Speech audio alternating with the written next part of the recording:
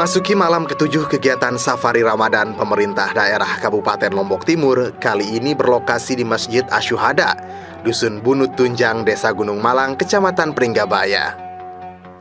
Merupakan salah satu masjid di Desa Gunung Malang yang mengalami kerusakan parah akibat gempa pada 2018 lalu, membuat tim Safari Ramadan melakukan salat tarawih pada bangunan darurat beratap spandek dan tetaring. Seperti yang dijelaskan Camat Pringgabaya Nasihun, Masjid Asyuhada adalah salah satu dari 4 masjid di Desa Gunung Malang yang kerusakannya cukup parah akibat goncangan gempa beberapa waktu lalu. Meski demikian, 2 masjid di desa tersebut saat ini sedang melakukan perbaikan lantaran dananya disokong oleh donatur. Sementara 2 masjid lainnya masih mangkrak lantaran belum ada dana untuk rehab masjid. Masjid sementara ini Bapak Bupati dibangun oleh lembaga amil zakat dari Makassar. Ada 4 masjid yang kondisinya seperti ini khusus di Desa Gunung Malang, yaitu Masjid Asyuhada ini sendiri, di mana untuk pembangunannya kembali akibat gempa yang meluluh lantahkan tempat ini mendapatkan hibah dari almarhum Haji Haryadi Juweni, dan peletakan batu pertamanya sudah dilakukan minggu yang lalu. Mudah-mudahan ini menjadi amal jariah beliau untuk bekal di alam sana. Bapak Bupati yang kami hormati, secara umum kami sampaikan situasi kondisi Kecamatan Pringgabaya cukup aman dan kondusif. Hampir tidak terdengar suara mercon, tidak seperti tahun-tahun yang lalu. Ini adalah berkat kerjasama seluruh elemen, baik pihak kepolisian dari Koramil Pringgabaya, kemudian dari Badan Keamanan Desa, semuanya berpartisipasi mengantisipasi hal-hal yang tidak kita inginkan. Sementara itu, Bupati Lombok Timur Haji Muhammad Sukiman Azmi dalam sambutannya mengapresiasi semangat masyarakat yang mampu menggandeng para donatur untuk perbaikan masjid.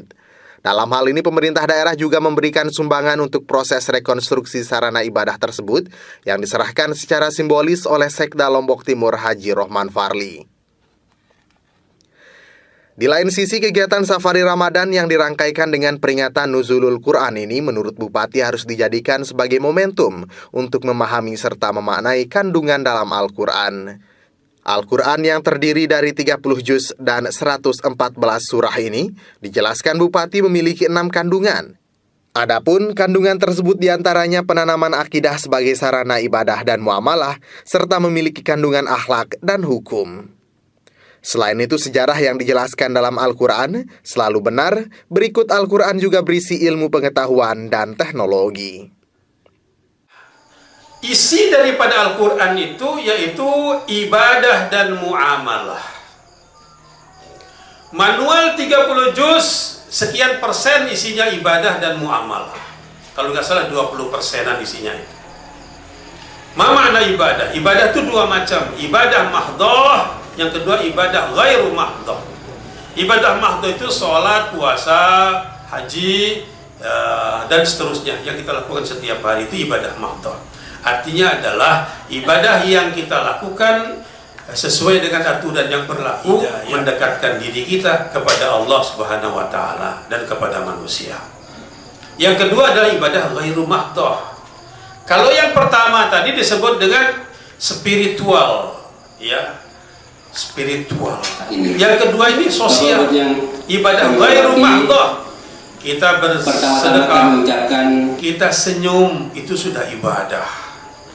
Apalagi lebih-lebih bulan puasa ini kan begitu banyak sarana ibadah yang diberikan kepada kita, Masya Allah. Akan dindik tanganono diri leman lae, tanganono diri leman tabeci taraweh ngadukulhu sampai tamate taraweh ngadukulhu. Gempa yang meluluh. Coba kita berubah sekalian para imam sebelumnya. Itu ibadah, isinya Al-Quran itu begitu, tuntunannya. Sholatkan begini, tidak kita temukan dalam Al-Quran. Sholat bagaimana tentang sholat disempurnakan oleh hadis. Tidak kita temukan zakat, kita temukan dalam hadis. Demikian disempurnakan, dijelaskan oleh hadis, qiyas dan ijma' para ulama. Oleh karena itu, dindik kita antipati terhadap qiyas, antipati terhadap ijma' para ulama. Semua itu menjelaskan. Tidak ada dalam Al-Quran, dijelaskan dalam hadis. Tidak dalam hadis, dikiaskan oleh para ulama, dijelaskan oleh para ulama. Itulah dia hukum-hukum yang ada di dalam ayat suci Al-Quran. Ibadah yang ada dalam suci Al-Quran, muamalah juga kehidupan kita, keseharian kita. Yang ketiga adalah akhlak. Dalam Al-Quran kita temukan akhlak juga. Akhlak itu kalau kita bahas panjang, akhlak kepada Allah, akhlak kepada Rasulullah, akhlak kepada orang tua, kakak kepada adik, atasan kepada bawahan, bawahan kepada atasan, dan seterusnya. Semua ada dalam suci Al-Quran. Selain penyerahan bantuan dana sebesar 75 juta rupiah untuk biaya perbaikan masjid, pihak Basnas maupun Kemenak Lombok Timur juga menyerahkan bantuan berupa kitab suci Al-Quran yang diterima oleh pengurus Masjid Asy-Syuhada.